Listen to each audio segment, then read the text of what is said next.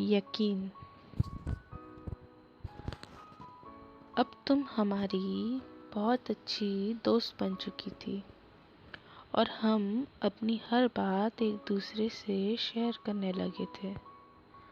तुम्हें पता, हमने बचपन से बहुत कम लोगों पर यकीन किया था और एक वक्त में सबने ये यकीन तोड़ा था।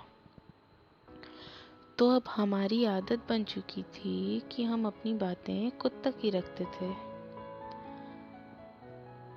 हम सुनते सबकी थे पर अपनी किसी को बता नहीं पाते थे। यकीन जो नहीं था किसी पर। एक डर सा था कि कोई सुनेगा या नहीं, समझेगा या नहीं हमारी बातें। एक सोच थी कि अगर हमने अपनी फीलिंग्स शेयर की तो कहीं उसकी आदत ना लग जाए हमें। बिकॉज़ बहुत हर्ट हुए थे अपने पास्ट में, क्योंकि जब वो इम्पोर्टेंट पर्सन से आपकी बात बंद हो जाए तो घुटन सी होती है कि कोई नहीं है अब जिस पर हम यकीन कर पाएं, अपनी बातें बता पाएं। पर फिर तुम्हारे बारे में कभी ऐसा फील ही नहीं हुआ कि तुम नहीं सुनोगी या नहीं समझोगी। तुमसे बात करके यकीन हो गया था कि मुझे लाइफ टाइम के लिए एक ऐसा फ्रेंड मिल गया था जिससे मैं कभी भी अपने मन की बात बता सकती। अब हमारी आदत थी कि जब भी हम गुस्सा होते थे तो हम खाना नहीं खाते थे।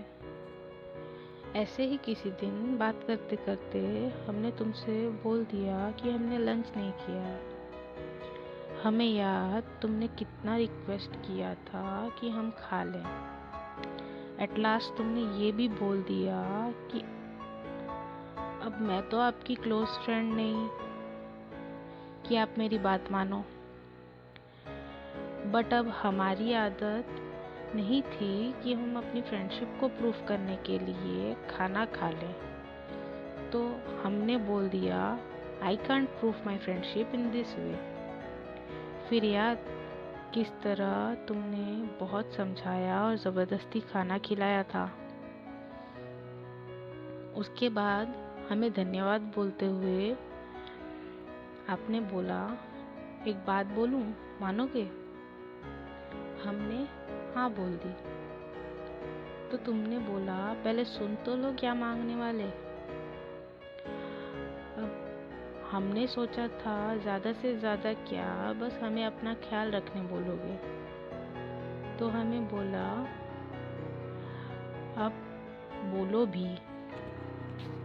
तुमने बोला, यही बोलना है कि अपने फ्रेंड्स को बिना खाए नहीं देख सकती और बिना खाए रहने भी नहीं देती। तो अब से ब्रेकफास्ट, लंच, डिनर कुछ भी स्किप नहीं होना चाहिए।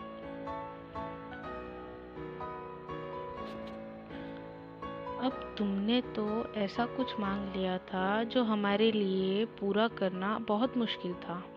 तो हमने भी बोला, अब इस बात को कैसे माने। अच्छा ओके बाबा, फुल ट्राई करेंगे, स्किप ना करें, और अगर हो भी गया तो बता देंगे। तुमने भी कितने अच्छे से इसमें भी लिमिट लगा दी कि ओके बहुत कम होना चाहिए, मंथ में 2 या 3 टाइम्स, उससे ज़्यादा नहीं। अब ये क्या बात हुई? वैसे तुम्हारी जगह कोई और होता तो हम खाना स्किप करने से नहीं बताते। बिकॉज एक डर रहता कि वो पर्सन नाराज ना हो जाए हमसे। बट पता नहीं ऐसा क्या यकीन था तुम पर कि तुम्हें हर बात होते ही सबसे पहले बताने का मन करता था। मन में एक यकीन सा था कि तुम कभी छोड़ के नहीं जाओगी, हमेशा हमारे साथ निभाओगी। तुम्हारी बातें बहुत प्यारी लगने लगी थी, तुम अब अपनी सी जो लगने लगी थी। अब धीरे धीरे ये यकीन हमें तुम्हारे और करीब लाने लगा था। तो अब तुम भी हमसे क्लोज हो जाओ, इससे पहले ही अपने बारे में कुछ वार्निंग देनी थी तुम्हें। तो हमने भी बोल दिया। बाय द वे हम बहुत बोरिंग टाइप के पर्सन हैं, वार्न कर दे रहे हैं। हाँ, ओके।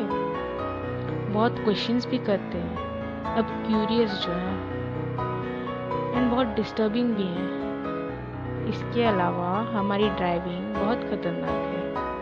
बाकी कुछ याद आने से बता देंगे। अब इतना कुछ झेल लोगी तो फ्रेंडशिप आगे बढ़ाएंगे, ओके। पर पता नहीं इतना क्या यकीन था तुम्हें हम पर कि एक बड़ी सी स्माइल के साथ ज़रूर बोल के हमें कंफ्यूज ही कर दिया आपने। वैसे कितने क्यूटली तुमने बोला कि फ्रेंड को झेला नहीं जाता, उसे साथ देना बोलते हैं। अब तुम्हारी ये मीठी मीठी बातें हमें बर्फ की तरह पिघला देती थी। अब ये फ्रेंडशिप सिर्फ हमारे साइड से नहीं, तुम्हारे साइड से भी बहुत क्लोज हो गई थी। हमारा यकीन हमें अब और पास लाने लगा था और अब फ्रेंडशिप से बात आगे बढ़ने लगी थी। अगर हमारी कहानी का ये पार्ट आपको पसंद आया तो प्लीज़ लाइक एंड शेयर करना ना भूलें, और न्यू वीडियोस की अपडेट्स के लिए सब्सक्राइब ज़रूर करें। Thank you for listening guys. अपना ख्याल रखें। राम राम।